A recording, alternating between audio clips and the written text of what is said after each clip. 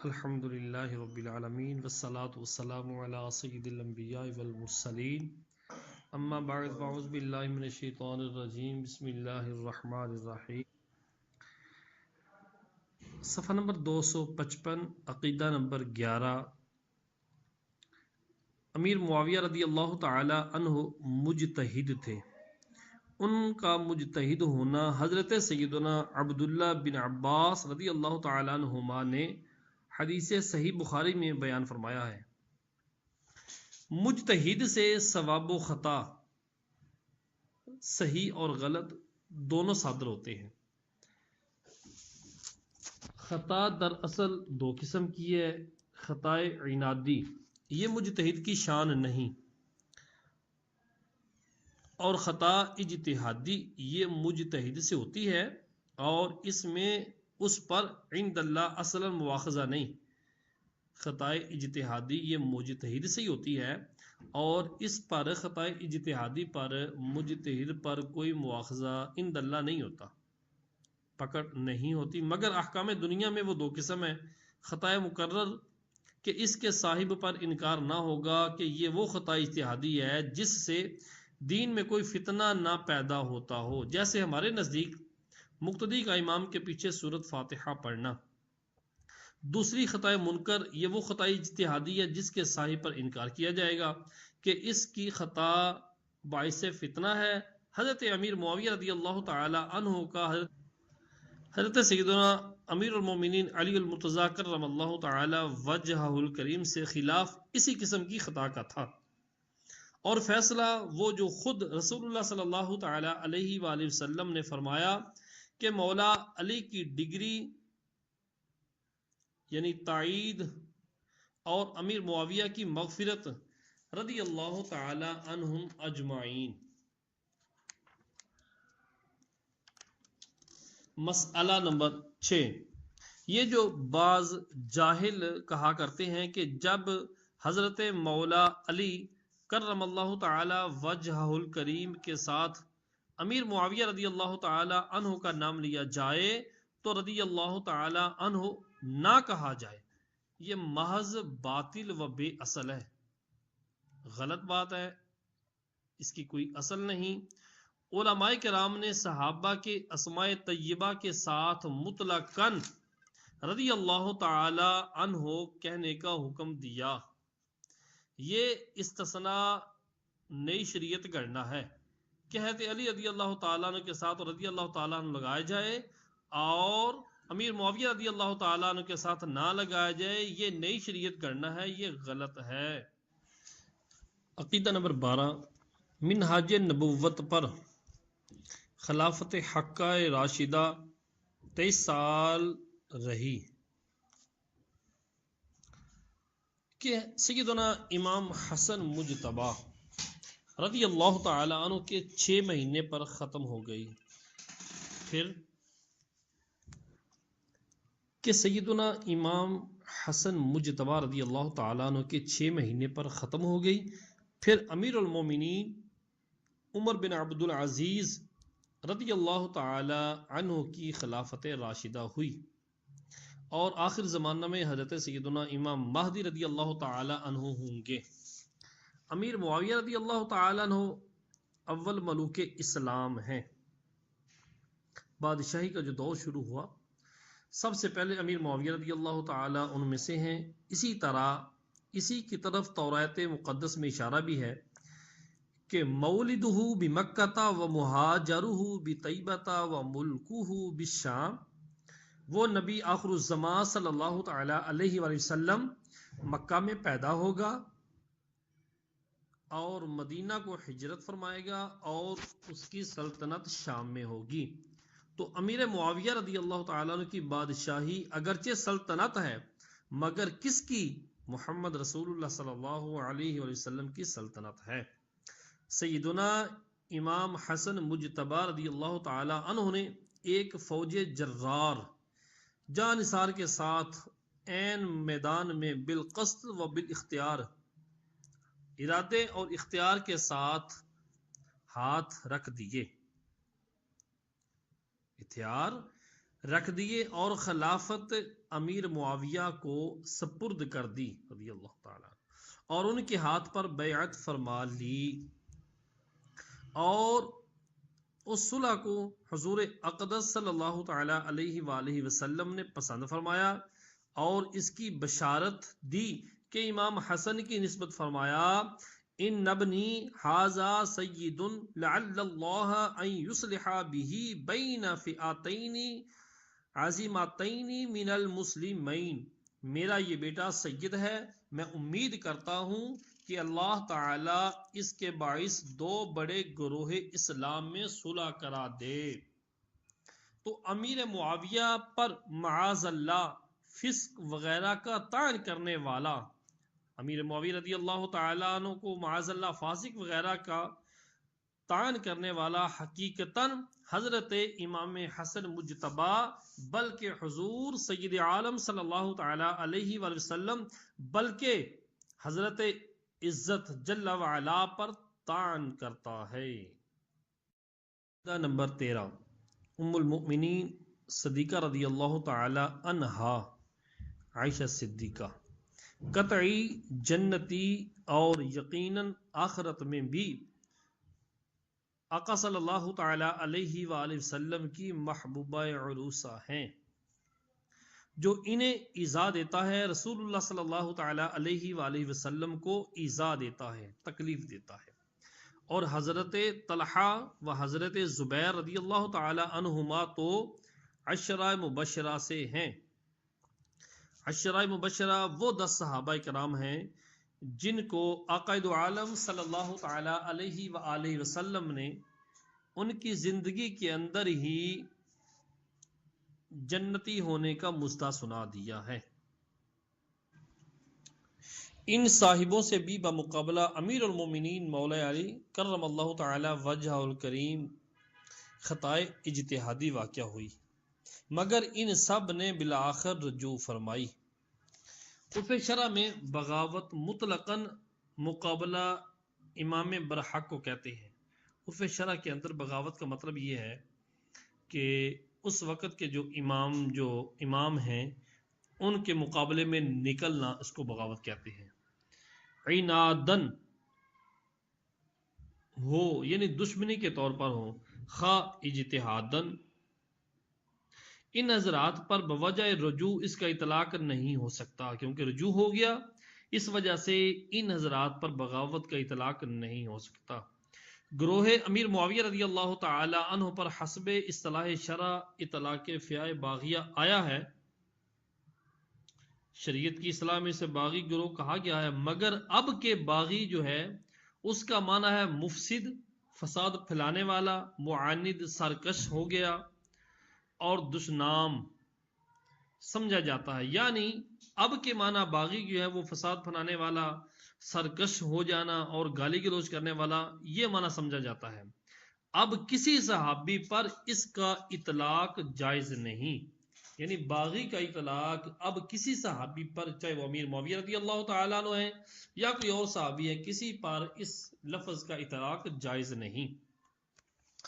Number 14 ام المؤمنین حضرت صدیقہ بنت صدیق محبوب رب العالمین جل وعلا صلی اللہ تعالی علیہما وسلم پر معاذ اللہ تہمت ملعونہ افک سے، تہمت ملعونہ پاک دامنی پر جو بہتان باندھا گیا، اپنی ناپاک زبان آلودہ کرنے والا قطعاً یقیناً کافر و مرتد ہے، اور اس کے سوا اور طعن کرنے والا رافضی، تبرائی، بد دین اور جہنمی ہے۔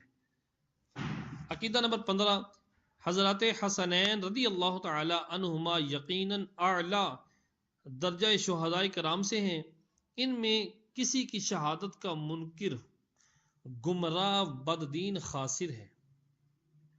عقیدہ نمبر 16 یزید پلید، فاسق و فاجر، مرتکب کبائر تھا، کبیرہ گناہ کرنے والا تھا، معاذ اللہ اس سے، اور ریحانہ رسول صلی اللہ علیہ وآلہ وسلم سیدنا امام حسین رضی اللہ تعالی عنہ سے کیا نسبت؟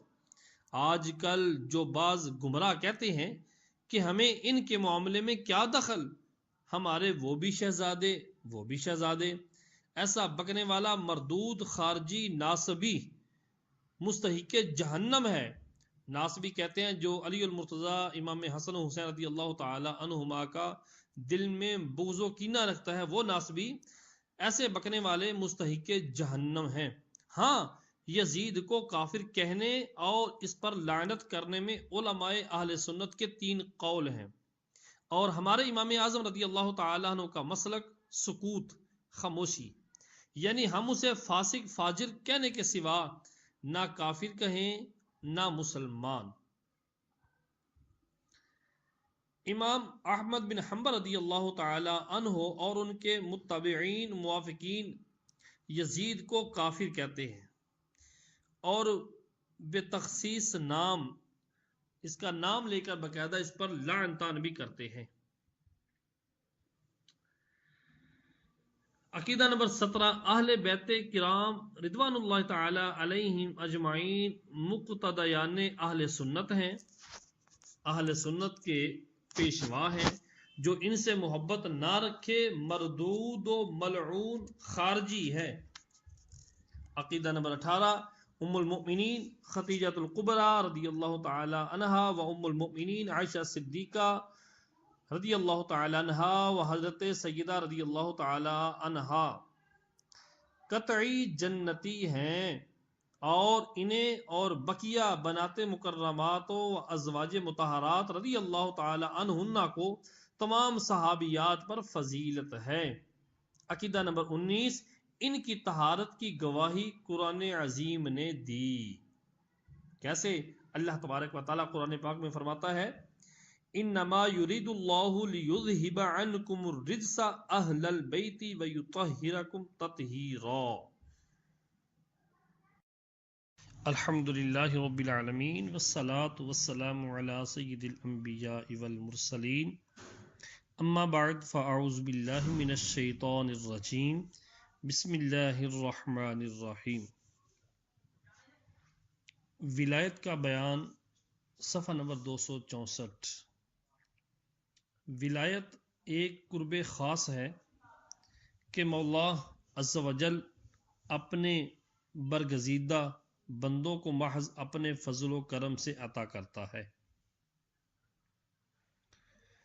مسئلہ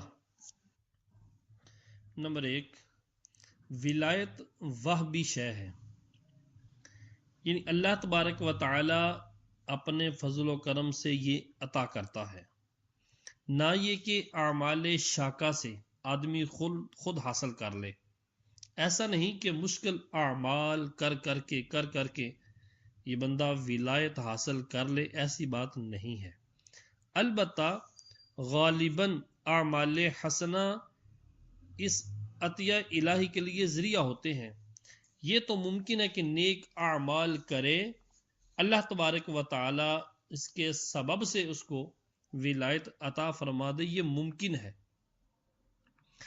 اور بعضوں کو ابتداءً مل جاتی ہے، اعمال حسنہ کے بغیر ڈائریکٹ ہی شروع میں ہی ابتداءً ولایت مل جاتی ہے، جیسا کہ سیدنا سرکار غوث پاک رضی اللہ تعالی عنہ کی مثال واضح ہے۔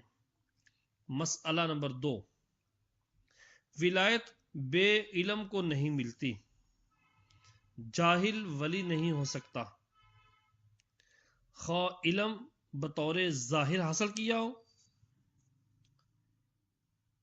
کسی کے پاس بیٹھ کر، یا پھر اللہ تبارک و تعالی نے اس مرتبے پر پہنچنے سے پہلے ہی اس کو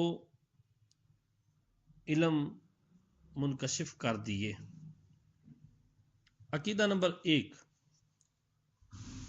تمام اولیاء اولین و آخرین سے اولیاء محمدین یعنی اس امت کے اولیاء افضل ہیں، اور تمام اولیاء محمدین میں سب سے زیادہ معرفت و قربت اللہ تبارک و تعالی کی خلفائے اربعہ رضی اللہ تعالی عنہم میں ہے۔ اور ان میں ترتیب وہی ترتیب افضلیت ہے. سب سے زیادہ معرفت و قربت سیدنا صدیق اکبر کو ہے، پھر فاروق اعظم، پھر ذوالنورین، پھر مولا مرتضی رضی اللہ تعالی عنہم اجمعین. ہاں، مرتبہ تکمیل پر حضور اقدس صلی اللہ تعالی علیہ وآلہ وسلم نے جانب کمالات نبوت حضرات شیخین کو قائم فرمایا، اور جانب کمالات ولایت حضرت مولا مشکل کشا کو. تو جملہ اولیاء ما بعد نے جتنے بھی اولیاء مولا علی رضی اللہ تعالیٰ عنہ کے بعد تشریف لائے، انہوں نے مولا علی کے گھر سے یہ ولایت کی نعمت پائی، اور انہی کے دستے نگر تھے اور ہیں اور رہیں گے. انہی کے حاجت مند ہیں، انہی کے حاجت مند رہیں اور رہیں گے. کہ ہاں، مرتبہ تکمیل پر حضور اقدس صلی اللہ علیہ وآلہ وسلم نے جمال جانب کمالات نبوت حضرت شیخین کو یعنی ابو بکر و عمر اور جانب کمالات ولایت حضرت مولا علی کو. اس کا مطلب یہ ہے کہ نبوت کی جہاں پہ انتہا ہوتی ہے وہاں سے کامل و اکمل انسان جو ہے نبی کے بعد وہ حضرت ابو بکر صدیق ہے یا عمر فاروق ہے. جی، یہ ہے کامل و اکمل انسان نبوت کے بعد. اب جہاں اولیاء کی انتہا ہوتی ہے تو اولیاء کے جو امام ہیں وہ مرتبہ اللہ تبارک و تعالی نے علی المرتضی شیر خدا کو عطا فرمایا سرکار کے توسل سے. یہ مراد ہے اس کی. عقیدہ نمبر 2، صفحہ نمبر 265. طریقت منافی شریعت نہیں، یعنی ایسا نہیں ہو سکتا کہ طریقت شریعت کے خلاف ہے یا طریقت کوئی اور رستہ ہے اور شریعت کوئی اور رستہ ہے. وہ طریقت شریعت ہی کا باطنی حصہ ہے. بعض جاہل متصوف جو یہ کہہ دیا کرتے ہیں کہ طریقت اور ہے شریعت اور، محض گمراہی ہے، اور اس زعم باطل کے باعث، اس غلط گمان کے باعث اپنے آپ کو شریعت سے آزاد سمجھتے ہیں. تو اپنے آپ کو شریعت سے آزاد سمجھنا صریح کفر اور سرکشی ہے. مسئلہ نمبر 3، احکام شرعیہ کی پابندی سے کوئی ولی کیسا ہی عظیم ہو سبکدوش نہیں ہو سکتا. کوئی ولی کیسے ہی عظیم مرتبے پر پہنچ جائے شریعت سے بری نہیں. بعض جہالا جاہل جو یہ بک دیتے ہیں کہ شریعت رستہ ہے اور رستہ کی حاجت ان کو ہے جو مقصود تک نہ پہنچے ہوں. ہم تو پہنچ گئے. سید الطائفہ حضرت جنید بغدادی رضی اللہ تعالی عنہ نے انہیں فرمایا، صدقوا لقد وصلوا ولکن الی این الی النار. آپ فرماتے ہیں کہ وہ سچ کہتے ہیں، بے شک پہنچے مگر کہاں؟ جہنم کو. جو کہتے ہیں ہم پہنچ چکے ہیں، جو نہیں پہنچے وہ نمازیں پڑھیں، جو نہیں پہنچے شریعت ان کے لیے ہے. ہم تو پہنچ چکے ہیں. جنید بغدادی رضی اللہ تعالیٰ عنہ فرماتے ہیں وہ سچ کہتے ہیں، وہ پہنچ چکے ہیں، لیکن پوچھو تو صحیح پہنچے کہاں ہیں؟ جہنم کو. البتہ اگر مجذوبیت سے یعنی اللہ تبارک و تعالیٰ کی محبت میں بندہ غرق ہو چکا ہو، عقل تکلیفی زائل ہو گئی ہو، یعنی مکلف نہ رہے بندہ، تکلیف ما لا یطاق ہو جائے جیسے غشی والا، تو اس سے قلم شریعت اٹھ جائے گا. مگر یہ بھی سمجھ لو جو اس قسم کا ہوگا اس کی ایسی باتیں کبھی نہ ہوں گی، شریعت کا مقابلہ کبھی نہ کرے گا. مسئلہ نمبر 4، اولیاء کرام کو اللہ عز و جل نے بہت بڑی طاقت دی ہے. ان میں جو اصحاب خدمت ہیں ان کو تصرف کا اختیار دیا جاتا ہے،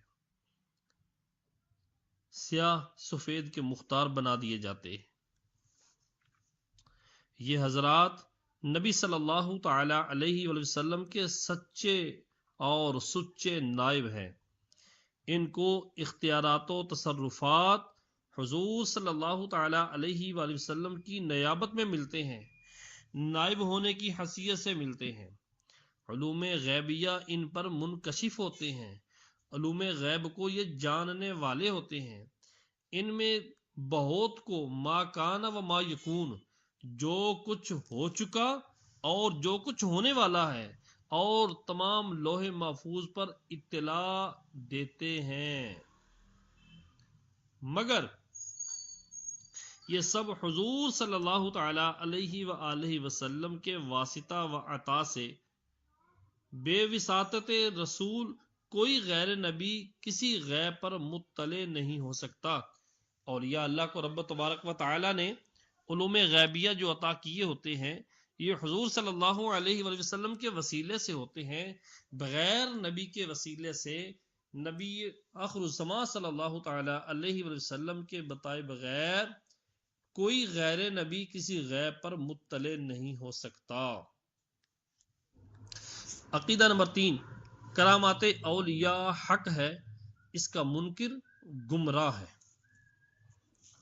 مسئلہ نمبر 5، مردہ زندہ کرنا، مادر زاد اندھے اور کوڑی کو شفا دینا، مشرق سے مغرب تک ساری زمین ایک قدم میں طے کر جانا، غرض تمام خوارق عادات، خلاف عادات، جو بات عادتاً ممکن نہیں ہوتی، تمام خوارق عادات اولیاء سے ممکن ہیں، سوا اس معجزے کے کہ جس کی بابت جس کے بارے میں دوسروں کے لیے ممانعت ثابت ہو چکی ہو، جیسے قرآن مجید کے مثل کوئی صورت لے آنا، یا دنیا میں بیداری میں اللہ عز و جل کے دیدار کا یا کلام حقیقی سے مشرف ہونا، اس کا جو اپنے یا کسی ولی کے لیے دعویٰ کرے کافر ہے، کیونکہ یہ ممانعت واضح ہو چکی ہے کہ قرآن کی مثل کوئی صورت نہیں لا سکتا، نہ کوئی یہ دعویٰ کر سکتا ہے اور نہ ہی کوئی لا سکتا ہے۔ بیداری کے اندر اللہ تبارک و تعالیٰ کا دیدار یا رب تبارک و تعالیٰ سے کلام، اس کا کوئی دعویٰ کرے ولی یا پھر کوئی کسی ولی کے لیے یہ ثابت کرے، وہ کافر ہے۔ مسئلہ نمبر 6، ان سے استمداد و استعانت، مدد مانگنا، یہ محبوب ہے، اچھی بات ہے، یہ مدد مانگنے والے کی مدد فرماتے ہیں، چاہے وہ کسی جائز لفظ کے ساتھ ہو۔ رہا ان کو فائل مستقل جاننا،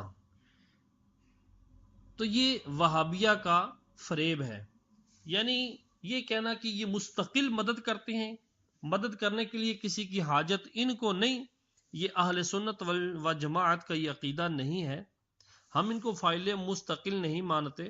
اگر یہ اولیاء یا نبی کسی کی مدد کرتے ہیں تو اللہ تبارک و تعالیٰ کی عطا سے کرتے ہیں، ان کو فائل مستقل جاننا یہ وہابیہ کا عقیدہ یا فریب ہے۔ مسلمان کبھی ایسا خیال نہیں کرتا، مسلمان کے فعل کو خواہ مخواہ کبھی صورت پر ڈالنا وہابیت کا خاصہ ہے۔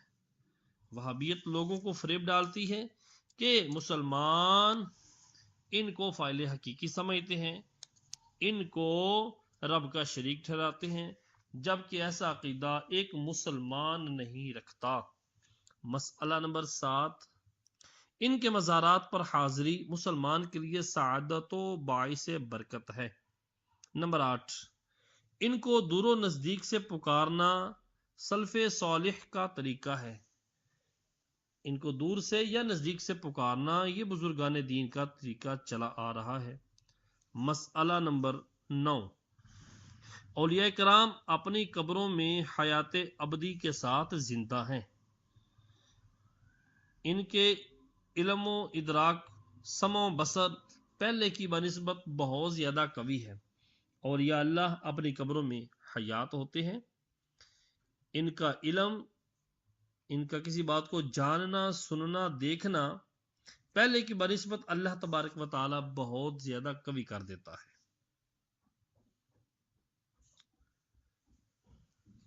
مسئلہ نمبر 10، انہیں اصال ثواب نہایت موجب برکات و امر مستحب ہے۔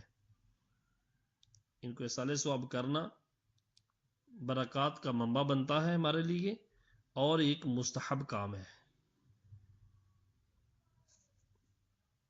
اسے عرفاً براہ ادب نظر و نیاز کہتے ہیں۔ عرف کے طور پر ہمارے ہاں ان کو اصال ثواب کرنا نظر و نیاز کہا جاتا ہے۔ یہ نظر شرعی نہیں، جیسے بادشاہ کو نظر دینا، کوئی تحفہ دینا۔ ان میں خصوصاً 11ویں شریف کی فاتحہ نہایت عظیم برکت کی چیز ہے۔ مسئلہ نمبر 11، عرس اولیاء کرام یعنی قرآن خوانی و فاتحہ خوانی و نعت خوانی و وعظ و اصال ثواب اچھی چیز ہے۔ رہے منہیات شرعیہ تو وہ ہر حالت میں مذموم ہیں، برے ہیں۔ مزاروں کے اوپر ڈھول ڈمکے، ناچ گانے، مرد و عورت کا اختلاط، بے حیائی کے کام، افعال جو شرعاً منع ہیں، وہ چاہے مزار کے پاس ہوں تب بھی منع ہیں، چاہے بازار میں ہوں تب بھی منع ہیں، گھر میں ہوں ایسے معاملات وہ بھی منع ہیں۔ تو رہے منہیات شرعیہ وہ تو ہر حالت میں برے ہیں، اور مزارات طیبہ کے پاس اور زیادہ برے۔ تنبیہ، چونکہ عموماً مسلمانوں کو بحمدہ تعالی اولیاء کرام سے نیاز مندی، محبت اور مشائخ کے ساتھ انہیں ایک خاص عقیدت ہوتی ہے، ان کے سلسلہ میں منسلک ہونے کو اپنے لیے فلاح دارین تصور کرتے ہیں، اپنے لیے دونوں جہان میں فلاح، کامیابی تصور کرتے ہیں۔